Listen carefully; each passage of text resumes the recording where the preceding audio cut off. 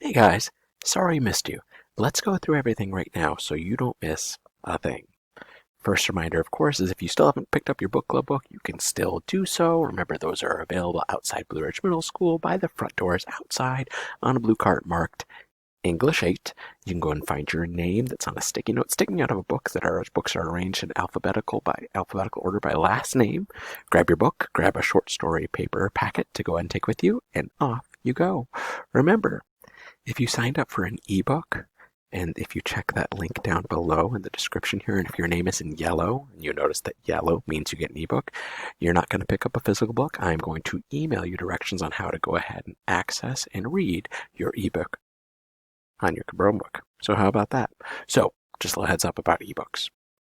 Now we do need to do a very quick editing mini lesson on interrupter commas, and I've got some notes here. Though what I'm actually going to do is I'm going to go ahead and put the link right down here to the notes if it's easier for you to have your own copy while you're going through this. But I'm going to go through it now. So good to keep in mind, when writing our scholastic piece, we need to understand when and why we need commas. So today we're going to go over this editing rule. We use commas to go ahead and set off words or phrases that interrupt the flow of the sentence. And by set off, we go ahead and what we mean is place commas around it, right? So we go ahead and place commas around words, phrases, or clauses that interrupt the flow of the sentence. But what does that mean? Let me show you. So of course we've got our handy dandy editing rule here, words, commas to set off words, phrases, or clauses that interrupt the flow of a sentence. The first way you can do that is with a name. So if the name interrupts the flow of the sentence. So take a look at this, a name for clarification. Take a look at our example. Please take off those stinky socks, comma, George, comma, and wash them immediately. See, what happens is we needed to know who we were talking to, because if I had just said, please take off those stinky socks and wash them immediately, I could have been talking to anybody. Now you know I'm talking to George.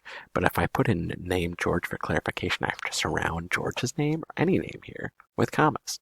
So my example down below, it says, please run away, comma, Simba, comma, and never return. Lion King fans, right? So what that means is if I had just said, please run away, never return, you'd be like, well, that's weird. But for my Disney diehards, they would know that I'm really Scar talking to Simba. So that's key. The second way that we're going to be using commas with interrupters, of course, and we got our editing rule again, is if we had a phrase for description, if we were describing something. So if you take a look at my example, it says, my essay, comma, the one about my favorite teacher, comma, was devoured by zombies. Now, if you notice, this phrase actually describes the essay, because if I had taken it out and if I just said, my essay was devoured by zombies, I'd say, well, which essay? The one about zombies? Because that would be ironic. No, you're like, no. It's the one about my favorite teacher. Oh, well, since you have a description here that describes that thing, we're going to go and surround that description in commas, so we know what it is. So we got my example down below. It says Jeremy's sister, comma, a girl who blank, comma, would not blank. I'm going to go ahead and fill in those descriptions for a girl who would, and I'm going to say Jeremy's sister, comma, a girl who rarely obeyed authority, comma, would not stop spamming the chat with YouTube links. Yeah, I'm looking at you. And if you notice in my example, if I had just simply said Jeremy's sister would not stop spamming the chat with YouTube links, that wouldn't make as much sense as if I had included this description that says a girl who rarely obeyed authority. Oh, well, she's not listening to people telling her not to put those links in the chat, so of course she's not obeying authority. So my second type of commas with interrupters was with a phrase for description. My last type of comma with interrupters is actually going to be with a clause for voice. So if you want to add a little pizzazz, a little voice in your work, you can say, for example, on my example, it says, what you just ate, comma, if you must know, comma, was stewed rabbit brains. Now, this sentence is kind of gross all on its own if we just take out the clause and if we just read, what you just ate was stewed rabbit brains. But if I want to be a little bit fancy and include a little bit of voice in there, I can go ahead and add this extra clause just for flair and effect.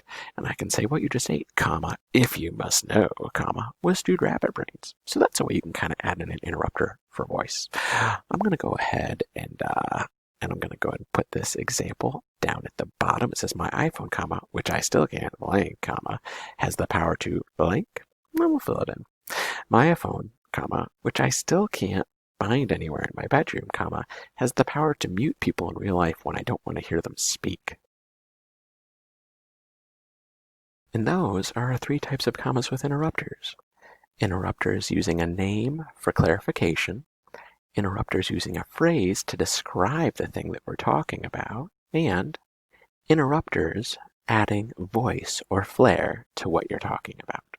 So that's great and all, but what do I do with it? Well, actually, just this. I want you to go and find a sentence in your Scholastic piece that uses an interrupter, and I want to check and make sure that you added those commas correctly. If you don't have one, you know what I'm going to tell you. Add one. Put it in there. Either an interrupter name for clarification, an interrupter phrase for description, or an interrupter clause for voice. So go ahead and add it in.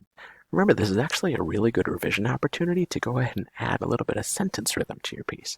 So right now, I'm going to go ahead and pause. Go ahead and see if you can make sure you have one either edited correctly or include one and make sure you have your commas placed in the right spot. Excellent. Next thing, here we go, right? So now we've gone ahead and we know we've done task 1, we set and work towards our reading goal, we've researched a Scholastic genre, prepared for competition, we've drafted, we've gotten some feedback. Now it's time to go ahead and work on our final by revising and editing and then reflecting. So let's look at what that involves. First step is go to task number 4 on your Scholastic task list, which you're going to notice has a lot of pink and pink boxes when it comes to the reflection. So go and open that up. Now let's check out what we need to do. So first we want to do is in your editing check sheet, which looks like that. And you know, it's also linked right down here in the description. Go ahead and edit for all 5 rules in your editing check sheet. And remember, you're not just editing this for an English teacher, right? You're editing it for a Scholastic judge in the most premier writing contest in our country. So you might really want to be in your editing game. Next thing, go ahead and add in your final, your edited, revised, and polished the best that you possibly can. Next, it's time to move on, of course, to your reading goal. So add your reading goal proof if it was to actually read some books of different types, or if it was Newsela proof, make sure that you please include your Newsela articles that you read. Then, of course, highlight your Scholastic category. Did you do science fiction, realistic short story, flash fiction, humor, personal essay, memoir, poetry, critical essay? And then there's 4 questions we want you to answer. They're in 4 pink boxes. You answer in the yellow boxes in 2 to 4 sentences, and then you submit. And just like that, workshop task list number 2, Scholastic, is done.